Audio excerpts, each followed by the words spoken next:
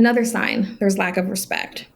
If someone consistently disrespects your boundaries, opinions, or feelings, it's a strong indicator of a toxic dynamic. Hey, loves! My name is Dantea, and I'm your fave self-worth therapist and coach. And this is my show, Situationship. This show is about getting out of toxic situationships that go beyond partners to family and friends and everything in between, to living a life of joy and self-worth. Okay, let's get into it.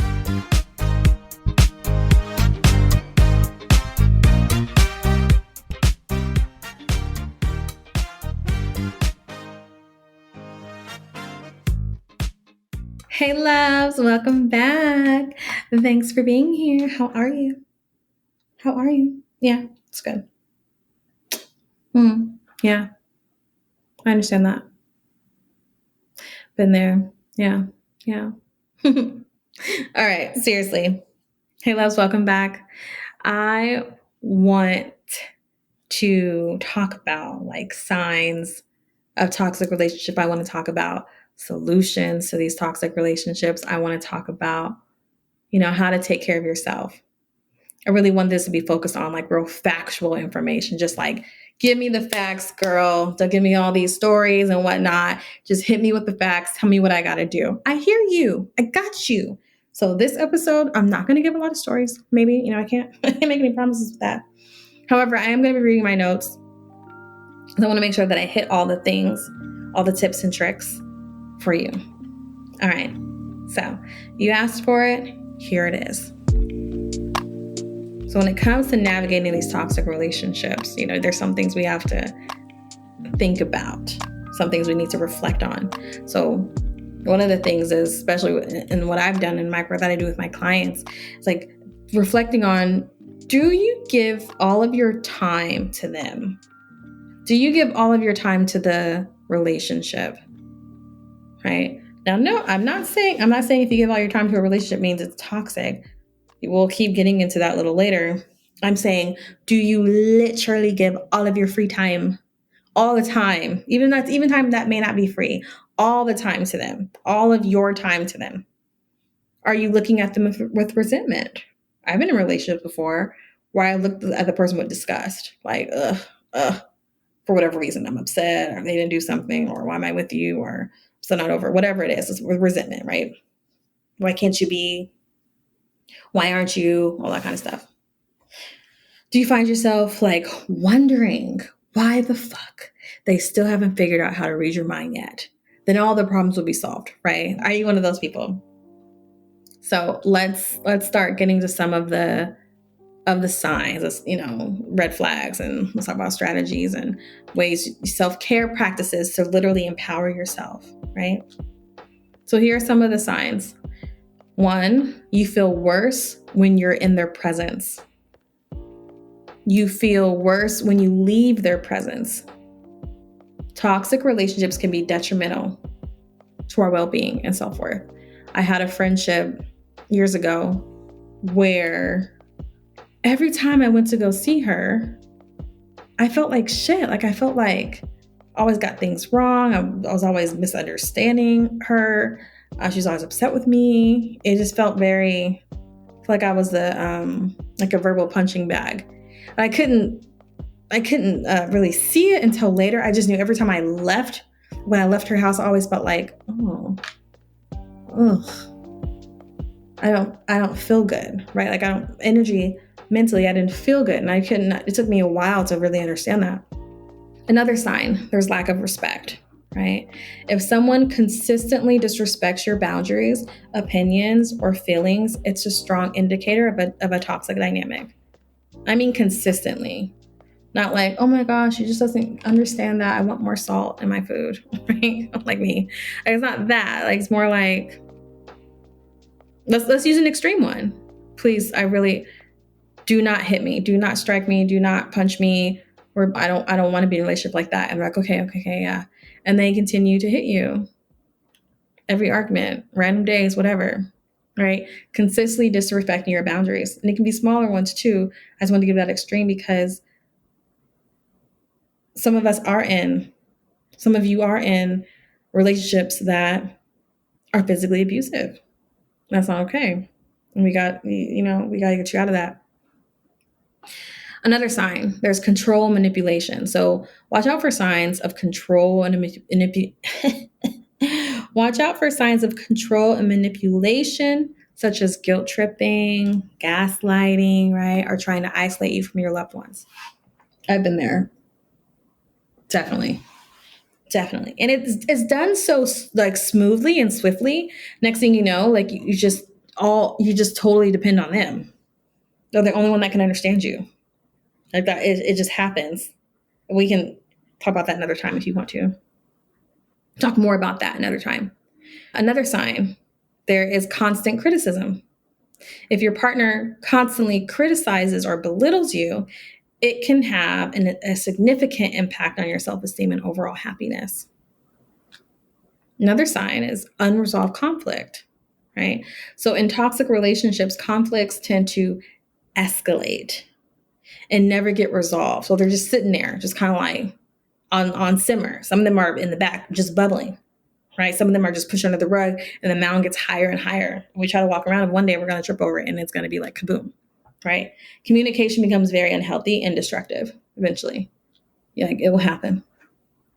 Also, another sign is lack of accountability. There's another sign of emotional and physical abuse, right? Any form of abuse, whether it's emotional, verbal, or physical, is a clear marking, a clear indication of a toxic relationship. It's important to prioritize your safety, okay, and seek help when you're in this situation. Don't, stay in silence. I'm trying to tell you. It's not safe. So many, especially for women, so many of us die by domestic violence. Like truly, so many of us die by the hands of an abuser. And so it's not okay. I'm just going to keep saying it's not okay. It's not healthy. It's definitely not love. Okay. If you're wondering like, well, what do you mean? We love each other. I know he hits me, or I know they hit me. I know she hits me. We love each other. Okay. Yeah. So when you write down your definition of love, is hitting a part of that? It's not. So if you find yourself in an abusive relationship, please seek support. Go to a support group. Go to a shelter if it's that bad, right? Another sign is it's one-sided effort and then constant drama, right? So the constant drama, toxic relationships, it's like a breeding ground. They often thrive on drama and turmoil. Like really think about it. You'd be surprised. Like really, really think about it. What do we connect over? If there's frequent instability, inconsistency, and chaos, it's time to reevaluate the relationship. If it's constantly just turmoil, like, okay, no one deserves to be in a toxic relationship. Romantic, non-romantic, doesn't matter. I want you to prioritize your well-being and seek support. I realized again that I do not highlight this enough. And so I want to highlight the importance of a supportive community. Going through life alone is literally no way to live. So please find a support group. If you do not have a supportive circle, get one, truly. I know for me, I could not go through life alone. I need friends. I need family. I need mentors. I need professional help. That's me. I need it. That's how I survive, truly. If you're listening to this episode, I bet you're wondering what behaviors you're doing that keep you from getting your needs met and ending up in situationship after situationship. I got you. I've created a situationship quiz and I'm so excited about it. Take the quiz to discover more behaviors and more tips for navigating situationships, because I know you're in more than one right now. No judgment, boo-boo. I used to have 5 situationships at a time. Yes. So you're not alone. You can find the quiz at www.dontea.co/quiz. That's dontea.co/quiz. I'll drop it in the show notes as well. Okay, back to the episode.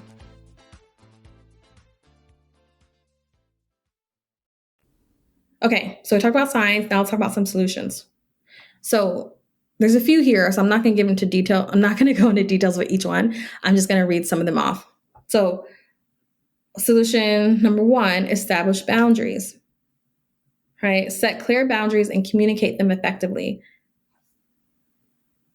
This is example. I need you to not belittle me. Someone told me when I was in school, I didn't realize about myself at the time. Someone told me that I used them, like we were friends. I used them as, gosh, how did she say it? Basically, it was banter. And she didn't like the banter. And I realized after this situation, I didn't like banter either. Basically, where I used her as the butt of the joke. And like, when I say it now, it's like, oh God, that's so mean. That's so mean to use someone as the butt of the joke, especially if that's not how they're chatting with you too, right? And so if someone says, please don't use me as the butt of your jokes anymore, and I keep doing it, right? That's a problem. However, a solution is setting the boundary and baby keeping it up, right? So the solution would be, I set the boundary, they try to push it over because that's what's going to happen regardless. With new boundaries, people aren't expecting it. So you keep the boundary up. They can't respect it. Bye. Solution. Another solution is communicate openly. I cannot talk today. Communicate openly. Discuss the importance of open and honest communication and addressing like these red flags, seeing in the relationship, right? So when you're having open communication, you're going to discuss with the persons, like why you want open and honest communication. For me, I want open and honest communication so I know what to expect. I know what the boundaries are. I have an idea of like what we're both wanting, right? I want to be able to be truthful and honest. I don't want to hold anything back because I'm fearing that relationship would end, right? Another solution, like I said before, seek professional help. Another solution is prioritize self-care. Okay, really important. Prioritize your well-being. Engage in activities that you like, that brings you joy. Practice self-compassion within this, taking care of your mental and physical health, right? All of these things. For me, I'm really looking at my health in a different way. In addition to like working out, I am taking more Eastern medicine health approaches. I have a midwife who's really into like herbal medicine. And so I've been taking tinctures, I've been doing oil supplements, I've been doing even like cannabis for like vaginal muscles. So if any of you like struggle with like pelvic floor type stuff, please see a professional. And when I say cannabis, I mean like CBD. It's been quite interesting. So yeah, like seek professional help in whichever way that needs to be. And then also reflect and evaluate, right? Reflect on your values, reflect on your needs, reflect on all these practices, and then evaluate the relationship. See if it aligns with your long-term goals. And if it brings you happiness, if it brings you fulfillment, right? This way you can make an informed decision. It's not just like, no, fuck them. I can't believe they said that. I can't believe they wore white to my party when I said no one wears white, right?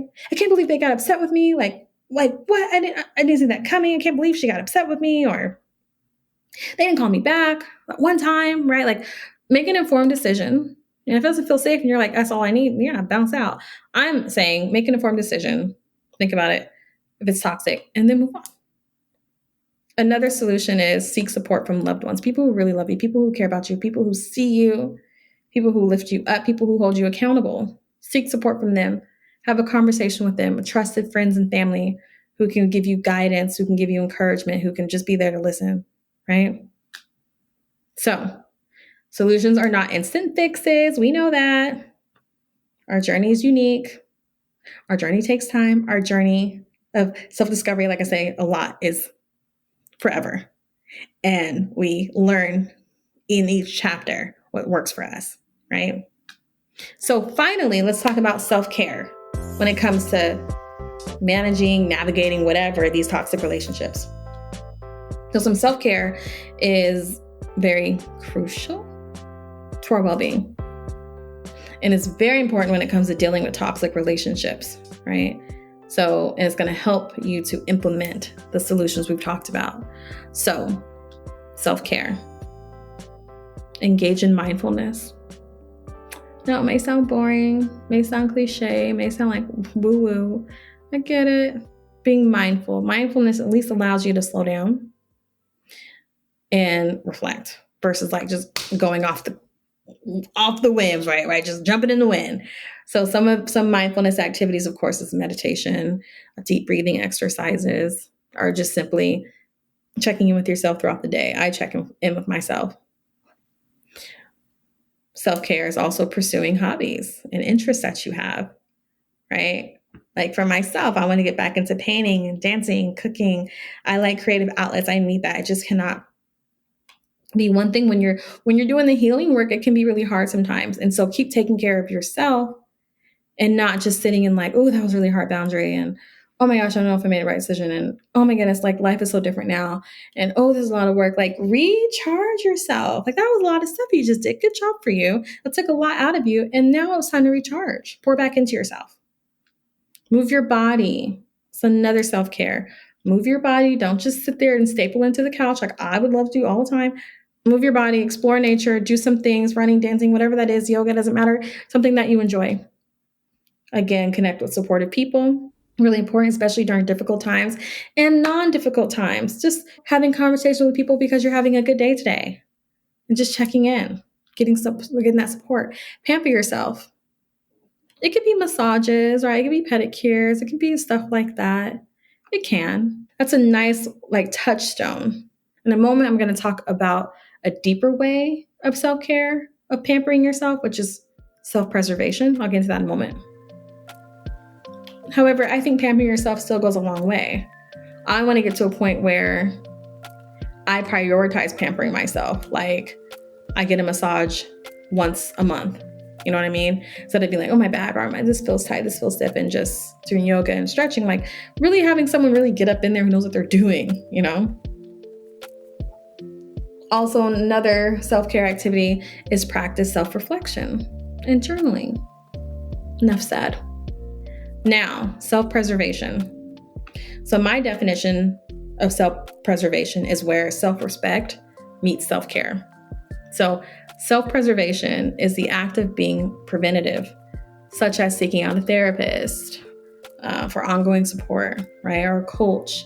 When you notice an issue arise with a partner that you may feel is toxic, addressing it as soon as possible, I think. I believe in this strongly. Addressing it as soon as possible versus waiting. Because when we wait, we let it fester.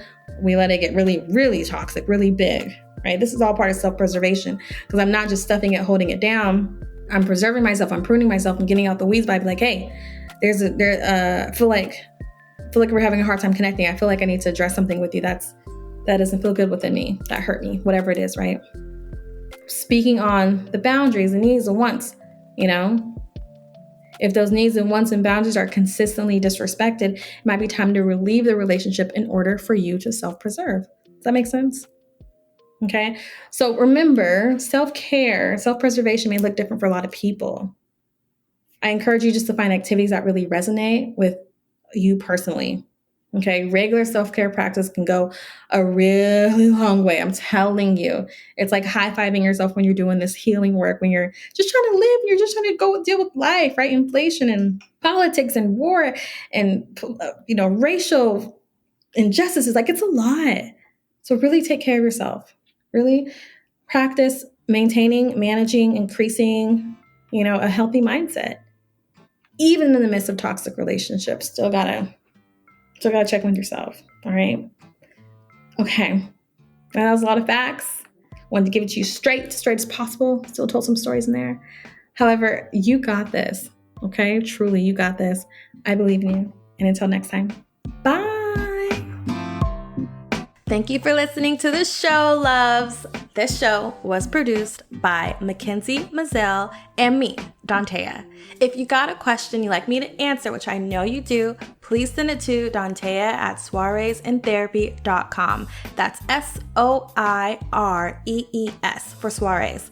When you do that, the answer might just become an episode, and I would love to keep talking about your question. Want to work with me?